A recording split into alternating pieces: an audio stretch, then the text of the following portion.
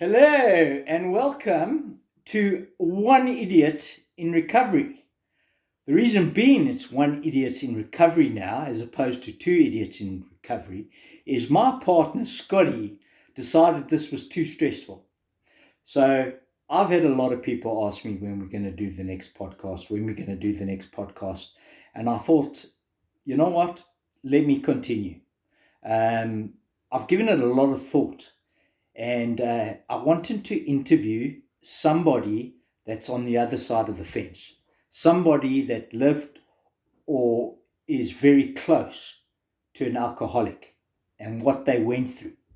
I was having lunch with my brother in the kitchen, and all of a sudden, the idea dawned on me, let me interview him. So I do apologize. He's not the prettiest of guys around, unlike me, sexy Phil. But we try to get rid of the light. And by the way, he's a DIY guy by trade, and the curtains fell off. So yeah, I'm going to get going. Remember to like and subscribe. And this is unedited, off the cuff, straight as it is, raw. My phone is on 1, 2, 3, 4 books, balancing very uneasily, with the sound coming straight from the phone. So this is raw, totally raw, and I'm going to get going. Dave, how are you? Good, thanks. Is that all you have to say? That's it. Okay. All right. Well, there we go. He's not very talkative, so this I'm is not a all waffle charismatic. So I'm not a waffle like you. So I'm going to have to really drive this. So please bear with me when I do this. Okay, Dave. Obviously, you've known me your whole life. Now, tell me when you really noticed the alcoholism coming to the front. So actually, now I'm thinking about it, it was probably at our dad's funeral was when I first noticed how much you could drink and how bad you get on the drink. In what way? Well, you weren't fucking there, were you? Yeah, you're right. I remember ripping up the eulogy and just throwing it on the floor and just speaking like I'm speaking now. So yeah, I really kind of regret that because, well, A, I don't remember much, and B, there were quite a few people there, and I stood up and did this speech. So, okay, tell me when you noticed that it got pretty bad for me in the madness, and how it might have affected people around me. What did you pick up? Can you just elaborate a bit on that? So that was basically when you moved to Colchester. In terms of the real drinking began. You fell off the wagon in Basildon before then. But when we knew there was serious problems was when you got reported for drink driving. Okay, but that was You were I was long into the madness by then. The drink and driving was only May last year. Well, you still had a couple more jobs after that. You weren't quite in the madness yet. Okay, so when do you say that I actually got into the madness? When did you think it was? When you were at Cottage Drive, and you thought your wife was cheating on you. Okay, and what was I doing? You were just drinking, completely fucked, basically all the time. Can you speak up? Because, you just... Completely fucked all the time. Okay. You attacked me. What did I do to you? Well, you tried to punch me. Okay. Is that all? I obviously did a good job. At the time, but yeah, that was when I knew the madness began. Okay. And obviously my daughter was around at that stage. My partner or wife, what were they going through? What could you see that they were doing? Well, the first thing was your wife had had enough. She had obviously been doing it for a few months. A few months? Well, you know what I mean, in Colchester at the time. You'd be, anyway. We had situations with your daughter, of course, when I had to come and collector because you were off your head and aggressive, and Did you notice a total different personality change? It wasn't the brother. So again, I don't know if they know the history, but uh, I didn't really know you until you moved to the UK. Yeah, I think my younger brother Stephen had witnessed some of that, but he did obviously witness sobriety. As I mentioned before, I had a period of about 4 or 5 years of sobriety, but I stopped going to meetings. I didn't get a sponsor. I didn't do the work, and I became complacent, and that's basically was the end of me in the progression. So, can you name a few incidents? Because I know we've had chats and you've mentioned stories about calling the police. Why did you call the police on your brother? Because you wanted to drive the car. Okay, is that it? I took the keys off you, and you did your usual manipulating, guilty tripping, whatever, forcing me physically, grabbing the keys off me. I can't even remember what happened, but you did get the keys, and you did climb in the car. So I took photos of the car and I called the police. It's not a very nice thing for a brother to do, but I mean, it's the right thing to do. Yeah, it is the right thing to do. I mean, it's crazy to think that you can actually operate a vehicle, or as the Americans say, vehicle. Yeah, it's just some of the crazy things we do as alcoholics, because all we care about is that one drink. Were there times that I would do anything to get a drink? So the worst was I came up to Colchester to try and calm you down. You refused. I admit I probably gave you a couple bottles of wine at the time to try and get you to stop. You didn't want to stop. You refused to stop. So I decided to. I wasn't going to wrestle your money off you or your cards off you because you were quite aggressive at the time. So what did I do? I walked around to all the newsagents and I got them to ban you, didn't I? I remember following you actually. So that was a 3-hour journey round, I don't know, 1.5 miles round your house, going to everywhere to ask them, please don't serve your alcohol. Okay. Do you know much about alcoholism? Our mother was an alcoholic and you were an alcoholic. Am an alcoholic, whatever. Am an alcoholic in recovery. Yes. What is probably the worst thing that you witnessed with me in the madness? I don't know. Probably the amount of times you got banged up. I mean, you banged yourself up properly quite a few times. Now, give an example. I'm banged up what? Like in fights or? Gashes in their head, scrapes down all the sides of your body. God knows. I can't remember there were so many, Philip. Yeah. To be honest with you. Yeah. And there was a period of, I don't know, 1.5 years where I didn't see you without any sort of scars of falls, breaks, you jumping out of windows and breaking your wrists. And I mean, you pretty much done it all, I think, to be honest. Apart from kill yourself, which you got close.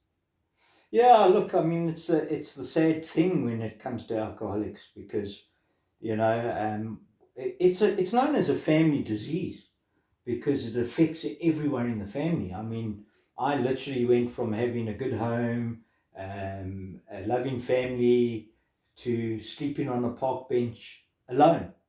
That's where the disease took me, and then eventually into hospital for I don't know how many times, but it was certainly my 10th visit in 2024 where I decided the gift of desperation happened.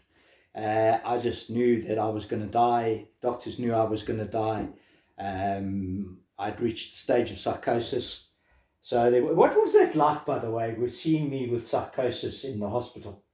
That was probably the most frustrating thing I did with you, because no one actually explained to me what was really going on. And all I had to deal with was you telling me how these things happened that I knew couldn't have happened. You know, you having a full on fight with another patient in the corner who was still sitting there, and, you know, all sorts of things. You got kidnapped from hospital, and, you know, just things that wouldn't have happened. But again, I actually blame the medical professionals, because they actually knew this was happening, but no one told me this was happening. You know, and then that was dealing with you in the hospital in psychosis. I mean, it was fucking ridiculous. Okay, all right. Well, I do praise the system, because they kept me in for a while, enough to clear that.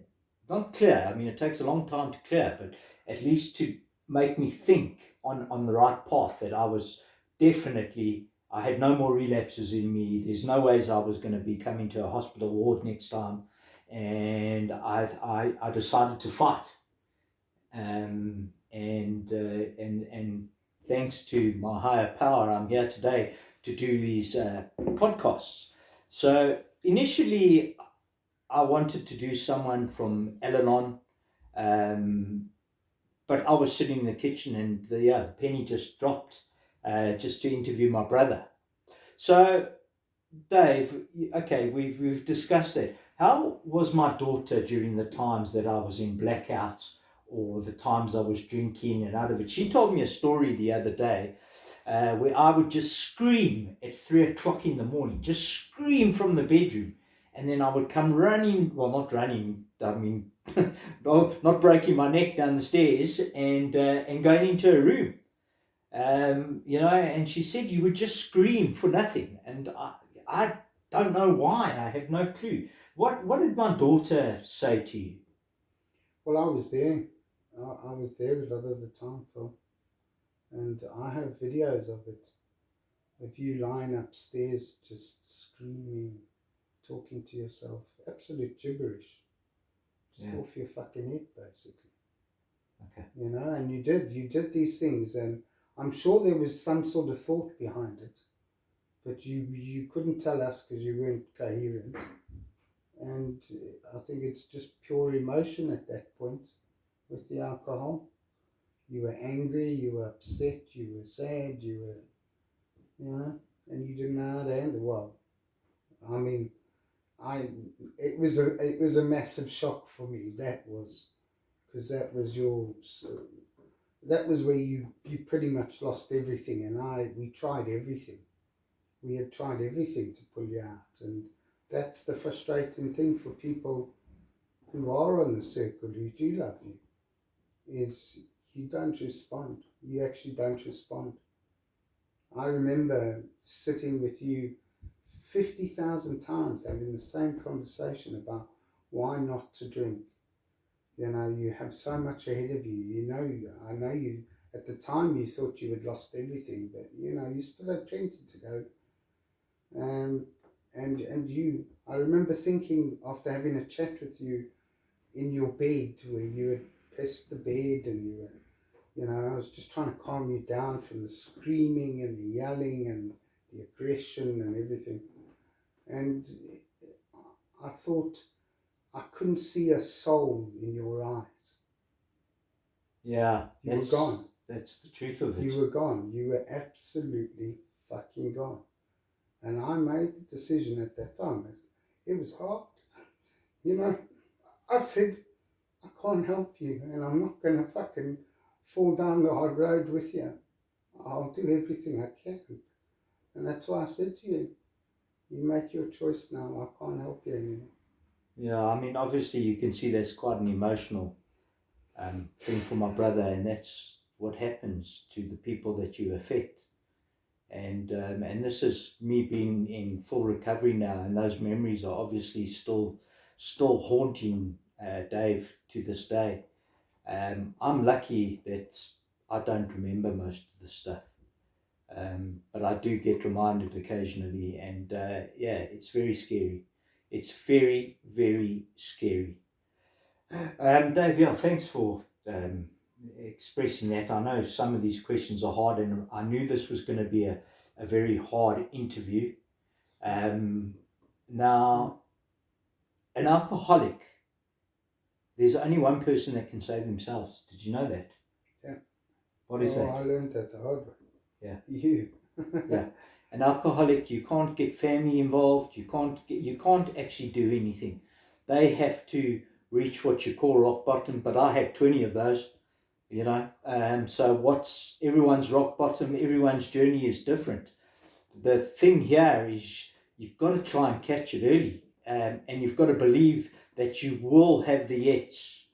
And the yets are to be locked up. The yets are to lose your family. The yets are to lose your job. You lose your car, go to prison, an asylum, hospital, whatever. Those will come. If you might not come now, but they'll come in 10 years' time, maybe 15, maybe less. It all depends. It really all depends. David, on that progression that I talk about, when was I really at my worst? Oh, so that point where you basically, I don't know, when you were at your worst was probably when you come back from South Africa from being sent into rehab in the Karoo. You were fine for a month, and then it all went downhill, starting with you jumping out the flat. That was probably the worst time. You were living in the car. We did everything, didn't we? Sent you to campsites. Then you ended up just using your credit cards for hotels for weeks on weeks on weeks. Yeah, practically bankrupted myself. Yeah, that was the height. What did you feel about the other people that were involved? Like my daughter, I'm not going to mention her name, obviously, but people who know me will know her, and my wife. What were they saying? Were they so? Your daughter was very much fighting and believing in you up to a certain stage, I think. And then, yeah, unfortunately, I think like everyone, she kind of gave up a little bit. Your wife included. Yeah, I think most people have given up on you, Phil. Yeah, I mean it's just such a waste. Besides the years I've lost, the damages to friendships, the family, the split up, losing everything is just you're insane. You're absolutely insane. And like I've mentioned it before, is if you've got a nut allergy, you don't eat nuts. If you've got an alcohol allergy, you don't drink alcohol. Unfortunately, there's no great science that can say, right, you're an alcoholic, but you can pick the signs up early by people telling you drink too much, by people questioning your drinking, by maybe drinking to sleep or handle stressful situations. There's signs. There are signs that you could become a full-blown chronic alcoholic, which I was. I was a chronic alcoholic at the end. I used to actually introduce myself in meetings as Phil the chronic alcoholic, but I'm no different from everybody else, and that kind of puts me on a pedestal, like I'm a bigger alcoholic than you. It's just ridiculous, The point is, the reason why we're telling this story is to try and stop people. I mean, I read people on social media saying that they're not really alcoholics, but they drink like this and they drink like that, and because they have a day off. But then I know plenty of alcoholics that were binge drinkers. Scotty was one, and he couldn't stop. So he's well into recovery now. I'm pretty well into recovery. And I work the program daily, which is what I have to do, because if I don't do it, I could easily relapse, and I'm not prepared to take that chance. So going on about that, Dave, what do you feel about me now? Is there some hope? Are you feeling better about the situation? There's lots of hope. Of course, I'll have a little bit of reservation, always. I think, unfortunately, that's never going to go. Yeah, yeah. You know, I still, before you came here this weekend, I thought, oh, should I clean up the bottles of booze that are around my house? You know, I'm going to leave you alone in the house. Do I even want to tend you? I do worry about it, of course I do. But I am very optimistic. I don't know how, I'll be honest with you. But as you said to me, it was just that in and out of hospital constantly, that's the fixing you. I don't know. You know, it was amazing. And I do, you know, all fairness, I do believe that. Okay. I mean, yeah, it takes a long time to rebuild what you lost. And I am pretty fortunate now because I've got my family back. You know, I'm setting up a career in recovery at the age of 51, and it's going pretty well. It's going pretty well. One thing that I do have is peace. It's something I never had, and I don't know why, but I never had peace. I've got that now. I really have that now, and that has made the world of difference to me. The absolute world of difference. And you know, I want to pay it forward. Not just to pay it forward. It's I really want to help those that are struggling, or and say that there is hope. You can get out of this. You can get out of this. Most of us alcoholics get to a stage of suicide. And can you mention any of that about me, David? Oh yeah, that's what probably more affected my wife than anything, was actually answering the phone to you at 2, 3, 4 in the morning. The first few times I freaked. You're going to kill yourself, you're going to do this, you're going to do that. In the end, I'm pretty sure the last few phone calls I told you to fuck off. Yeah. The scary thing is, though, even though we might not mean it, we can still carry it out because we're in blackout, we're too drunk to know what we're doing, and before you know it, you're dead. You know, and a lot of alcoholics suffer with that because they get to a stage where they just can't stop. And life's miserable. It's not great. So that was the worst point with your daughter that I had, was wrestling knives off you that you were going to slit your wrist with. Yeah, and yeah. I mean, I really don't know what to say, but I'm sure a lot of people, or a lot of alcoholics can register with that, see the similarities. And you know, they can be saved. There's no two ways about it. You just got to hit that gift of desperation, but try and get there before it. It's what I'm trying to emphasize. I had the opportunity at 25 years old, and because I was 25 and I thought, nah, it'll be fine.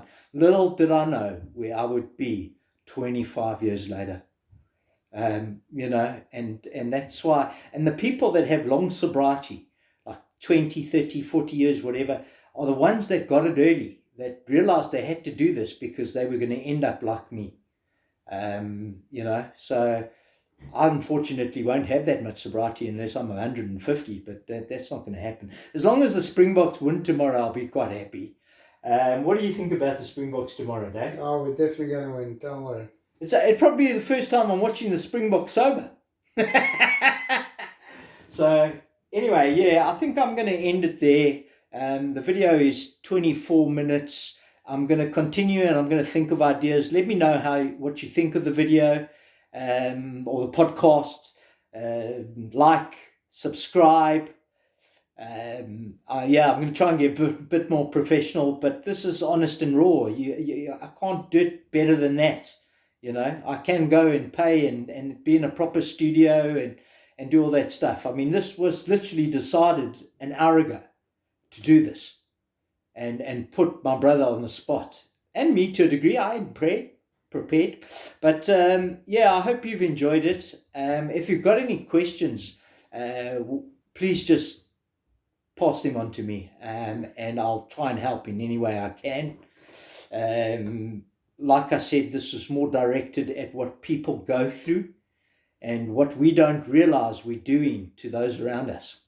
It can have a massive, massive effect on those around us. So it's not just you that you're hurting and killing, it's people around you. And that's the sad, sad thing about this disease, that alcohol gets put on a pedestal, yet it's more damaging than any other drug or substance. And you can see the stats on that. So yeah, thanks for listening to One Idiot in Recovery. We could call it Two Idiots in an Interview, but I'll call it One Idiot in Recovery. He's not in recovery, luckily, thank God.